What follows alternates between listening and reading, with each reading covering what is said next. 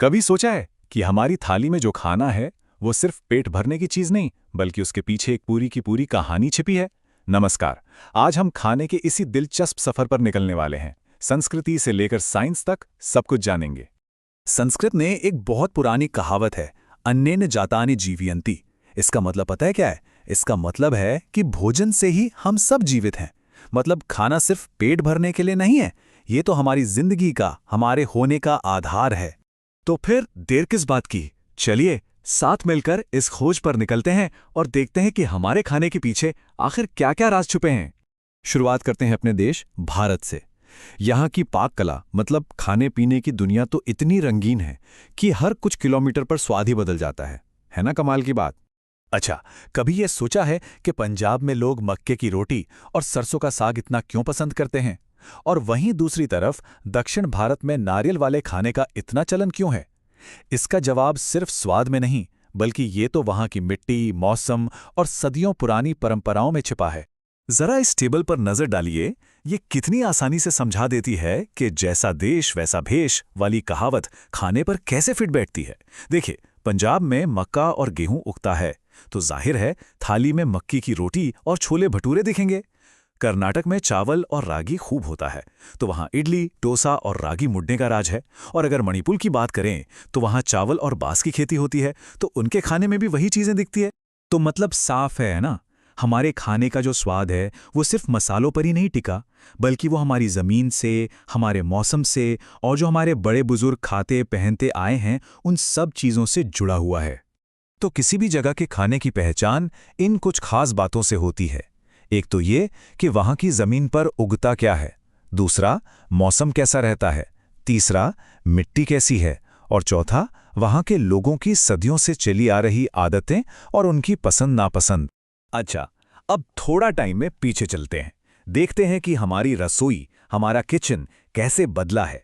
उस जमाने से जब लकड़ी के चूल्हे पर खाना बनता था, आज के स्मार्ट किचन तक का सफर आखिर कैसा रहा है। ये तस्वीरें देखिए, ये अपने आप में कहानी बयान कर रही हैं। एक तरफ वो पुराना लकड़ी वाला चूल्हा है और दूसरी तरफ आज का मॉडर्न गैस स्टोव। सोचिए टेक्नोलॉजी ने कितना कुछ बदल दिया है ना। और ये देखिए पारंपरिक सिलबट्टा, जिस पर घंटों मेहनत करके मसाले पीसे जाते थे। और अब है इलेक्ट्रिक मिक्सर ग्राइंडर, एक बटन दबाया और काम खत्म। टेक्नोलॉजी ने वाकई हमारी रसोई का चेहरा ही बदल दिया है। तो ये तो हुई बाहर की बातें, संस्कृति, परंपरा, टेक्नोलॉजी। अब थोड़ा अंदर चलते हैं, मतलब खाने के अंदर। जरा जूम इन करके देखते हैं कि हमारी थाली में जो रोटी, दाल, सब्जी है, उसमें असल में है क्या जो हमें इतनी ताकत देता है। सबसे पहले बात करते हैं कार्बोहाइड्रेट्स की। इन्हें आप शरीर का फ्यूल या पेट्रोल समझ सकते हैं। यही वो चीज़ है जो हमें चलने फिरने, काम करने, यहाँ तक कि सोचने के लिए भी फौरन एनर्जी देती है। तो ये मिलता कहाँ से है? बहुत आम चीज़ों से, जैसे गेहूं, चावल, मक्का, सब्जियों में आलू और शकरकंद, और फलों में केला, अनानास, आम। इन सब में भरपूर कार्बोहाइड्रेट्स होते हैं। और यहाँ चीनी भी तो है। अब आते हैं फैट्स पर, जिनको लेकर ना बड़ी गलतफहमियां हैं। लोग सोचते हैं फैट्स खराब होते हैं, लेकिन सच ये है कि ये एनर्जी का एक बहुत बड़ा सोर्स है। साथ ही ये हमारे शरीर को गर्म रखने में भी मदद करते हैं। तभी तो सर्दियों में घी और मेवों के लड्डू खाने की परंपरा है। फैट्स हमें दो तरह के सोर्स से मिलते हैं। एक तो प्लांट बेस्ड यानी पौधों से, जैसे मूंगफली, बादाम, अखरोट जैसे मेवे, और सूरजमुखी, नारियल, सरसों का तेल। और दूसरा है एनिमल बेस्ड, जैसे घी, मक्खन, दूध, दही। और अब बारी है प्रोटीन्स की, जिन्हें बॉडी बिल्डिंग फूड्स भी कहा जाता है। पता है क्यों? क्योंकि जैसे एक घर को बनाने के लिए ईंटें चाहिए होती हैं, वैसे ही हमारे शरीर को बढ़ने और खुद को रिपेयर करने के लिए प्रोटीन की जरूरत होती है। प्रोटीन के भी वही दो सोर्स हैं, प्लांट बेस्ड और एनिमल बेस्ड। प्लांट बेस्ड में आ गई सभी तरह की दालें, राजमा, मटर, सोयाबीन और मेवे। और एनिमल बेस्ड में दूध, पनीर, चीज, अंडे, मछली और मीट। चलिए अब बात करते हैं उन छोटी छोटे मगर बहुत ही पावरफुल चीज़ों की, जिन्हें हम विटामिन्स और मिनरल्स कहते हैं।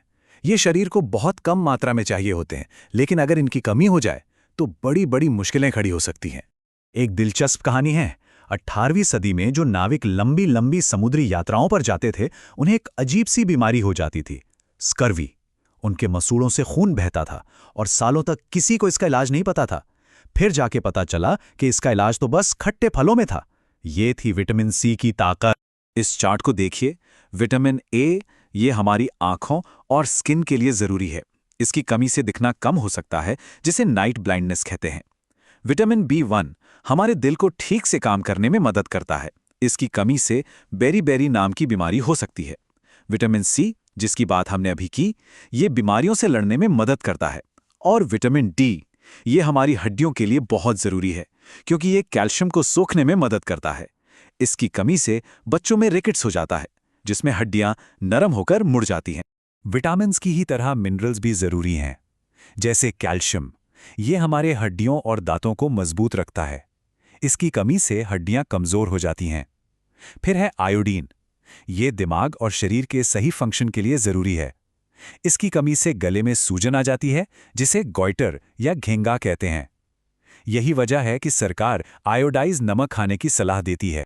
तो अब जब इतनी सारी बातें पता चल गई हैं, अगली बार जब खाने की थाली सामने आए तो एक सवाल खुद से जरूर पूछिएगा कि इस थाली को किस चीज से बनाया जाए, क्योंकि ये समझना बहुत जरूरी है कि हम जो खा रहे हैं वो सिर्फ पेट नहीं भर रहा, वो हमारी सेहत बना रहा है।